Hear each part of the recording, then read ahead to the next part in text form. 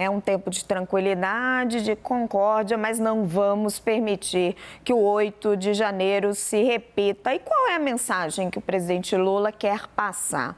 O presidente Lula deve fazer um pronunciamento em cadeia nacional de rádio e televisão às vésperas do 7 de setembro, a apuração do nosso analista de política, Caio Junqueira. A informação foi confirmada ao Caio pelo ministro da Secretaria de Comunicação Social, Paulo Pimenta.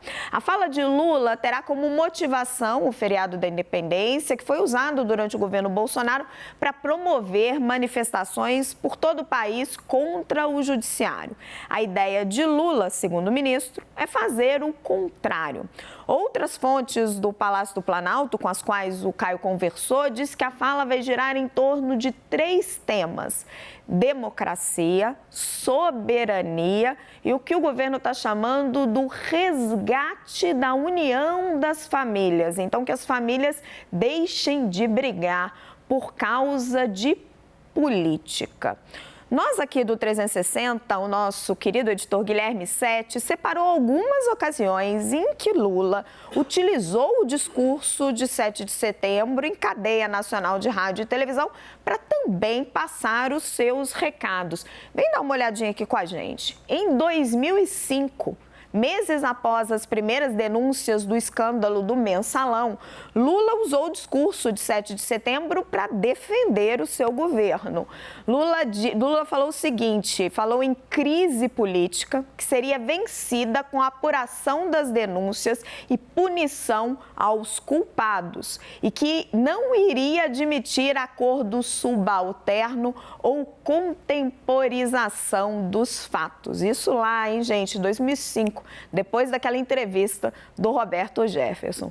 No segundo mandato, em 2007, foi a vez de Lula exaltar o Programa de Aceleração do Crescimento, o PAC, que havia sido lançado no começo daquele ano. O presidente disse que pretendia gerar mais de 1 milhão de empregos com o programa e que o poder de compra com o salário mínimo seria dobrado. Não é muito diferente do que a gente escuta hoje, né? Em 2009, Lula exaltou a descoberta do pré-sal, que ele chamou na época de nova independência do Brasil. O presidente mencionou os projetos enviados ao Congresso para distribuir os lucros que o país teria com as reservas de petróleo e que o governo não sairia gastando o dinheiro com bobagens. Dá tempo da gente fazer uma rodinha de análise, Igor Peixoto? Então traz aqui Yuri Pita e Thaís Arbex comigo. Yuri, eu achei interessante essa memória toda que o Guilherme Sete trouxe, porque a gente vê a apuração do Caio, o discurso do Lula vai muito do momento histórico que a gente está vivendo, né? Vai pegar o 8 de janeiro e vai aproveitar para fazer um apelo pela democracia, pela união das famílias, mas não é a primeira vez que o presidente faz isso, né? Ele aproveitou lá no Mensalão para falar de crise política, ele aproveitou lá atrás no PAC, ele se aproveitou lá atrás do pré-sal, daquela época, aquela empolgação toda. O que você tira, o que você acha que está por trás dessas estratégias?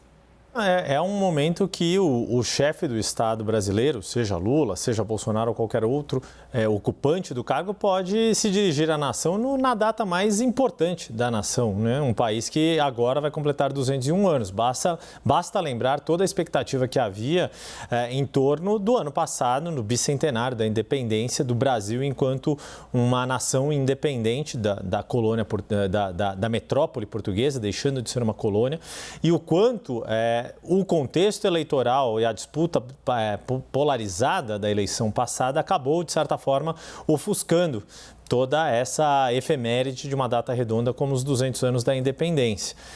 Não é de hoje que os presidentes brasileiros utilizam o 7 de setembro para dar os seus recados políticos, da mesma forma que fazem isso, por exemplo, nos discursos de abertura da Assembleia Geral da ONU e dentro do contexto de momento da política.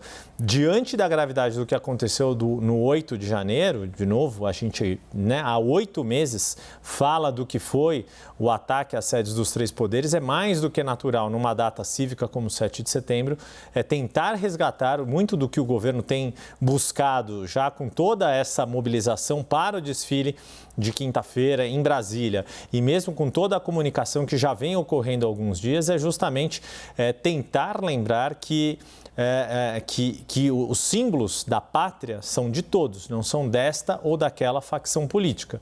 Mas claro que num país tão polarizado e com tanta disputa política, até mesmo os símbolos nacionais se tornaram alvo dessa polarização. Se isso vai funcionar, talvez um só 7 de setembro seja muito, muito pouco para lembrar que a pátria é de todos e não deste ou daquele grupo político. Thaís, essa deixa do Yuri é perfeita, porque a apuração do Caio também nos traz esse apelo por união das famílias. O Brasil está caminhando para superar essa polarização e aí vem a questão, se os dois líderes aí dos campos opostos, tanto Bolsonaro quanto Lula, colaboram ou não para isso? Raquel, acho que não estamos caminhando para superar a polarização. Polarização, ela sempre foi uma característica da política brasileira.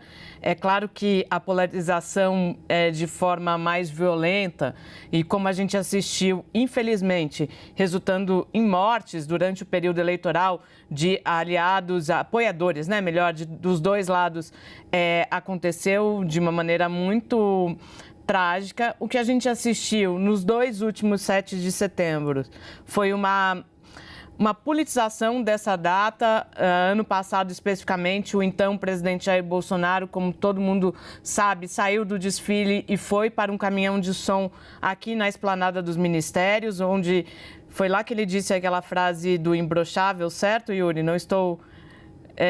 me ajuda aí, a sua memória que é muito melhor que a minha. Nossa, aquela frase inesquecível, né? Exato. Eu não me lembro exatamente o momento em que ele falou, mas enfim, né? Para um presidente da República. Você lembra, Yuri? Eu estou tentando lembrar, mas se não me engano foi num dos discursos em Brasília, né? Que citou no 7 de setembro do ano passado. Talvez, do ano Exato, passado. Antes de ir para o Rio de Janeiro. Exato, no ano 7 anterior... de setembro de 2022. Exato. Ele puxou um coro de imbrochável para si mesmo. Exato. E aí, no ano anterior, a gente já tinha visto aquela manifestação na Avenida Paulista, que talvez tenha sido o ápice da crise entre os poderes, ou o começo do ápice da crise entre os poderes, quando Bolsonaro fez uma declaração bastante... Estou tentando encontrar a palavra, mas polêmica, para dizer no mínimo, em relação ao cumprir ou não decisões do ministro Alexandre de Moraes. Todo mundo lembra que foi preciso chamar o Michel Temer, como a gente brincou na época, para fazer uma carta e tentar colocar as coisas em seus devidos lugares. E aí, o que a gente pode esperar para esse ano é que talvez a gente tenha um 7 de setembro um pouco mais normal. O que eu quero dizer com isso?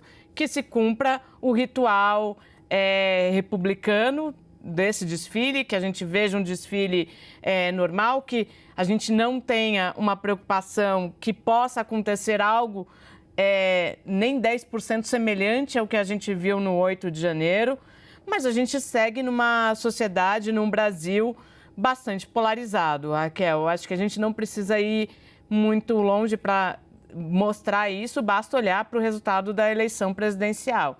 E me imagino que essa polarização, ela tende a seguir e vai depender muito de como os atores políticos começarem a se mexer a partir de agora. Quem vai assumir o papel de líder da direita, da centro-direita, a partir de agora? Se será que é Tarcísio de Freitas, que vem com um perfil mais ao centro, e aí isolando um pouco mais a chamada direita radical? Acho que tudo isso a gente vai acompanhar já com talvez um aperitivo nas próximas eleições municipais. É que o Brasil chegou num ponto que, se a gente tiver um 7 de setembro um pouco mais normal e sem um coro de imbrochável, a gente já comemora, né, Thaís?